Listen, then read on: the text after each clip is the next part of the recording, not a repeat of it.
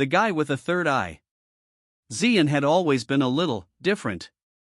It wasn't the way he wore mismatched socks or the fact that he once tried to microwave instant noodles without water. No, what truly set him apart was the extra eye smack dab in the middle of his forehead. It wasn't a cool tattoo or some Halloween prank, it was a full-fledged, blinking, judgy eye that let him see ghosts. At first, it was terrifying. Imagine waking up to find a ghost in your room yelling, "Why do you snore so loud?" But over time, Zian got used to it. He turned it into his life's mission to help ghosts with their unfinished business. Well, that, and to convince people his third eye didn't mean he was some kind of alien. Enter Gelly, a ghost who had been haunting the local library for decades.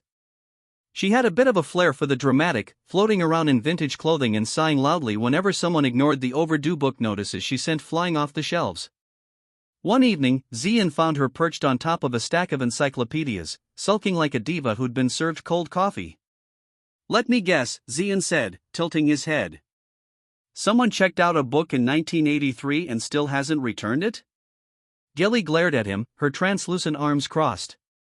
"No, smart guy. It's my journal. I lost it before I went all Casper.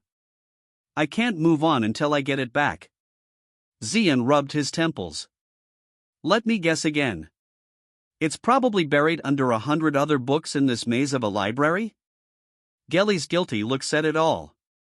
Over the next week, Zian used his third eye and a whole lot of caffeine to sift through the library's collection. As he worked, Gelly hovered beside him, offering helpful advice like, "Maybe try looking faster, or have you considered growing another arm to speed things up?" "You know," Zian grumbled, shoving a dusty tome back onto the shelf, "the least you could do is lift some books with your ghostly powers." "Do I look like a poltergeist to you?" Gelly retorted. By day 7, Zian finally found the journal wedged behind a shelf labeled rare and dusty stuff. He handed it to Gelly, who flipped through its faded pages with a wistful smile. "Thank you," she said, her voice softer now. "I'd almost forgotten what my handwriting looked like." Zian nodded. "So, ready to move on?" Gelly hesitated. "Actually, can I read a little first? You know, foreclosure." "Sure," Zian said, plopping onto a nearby chair. "But no more overdue fines, okay?" Gelly laughed, and for the first time, it wasn't laced with frustration.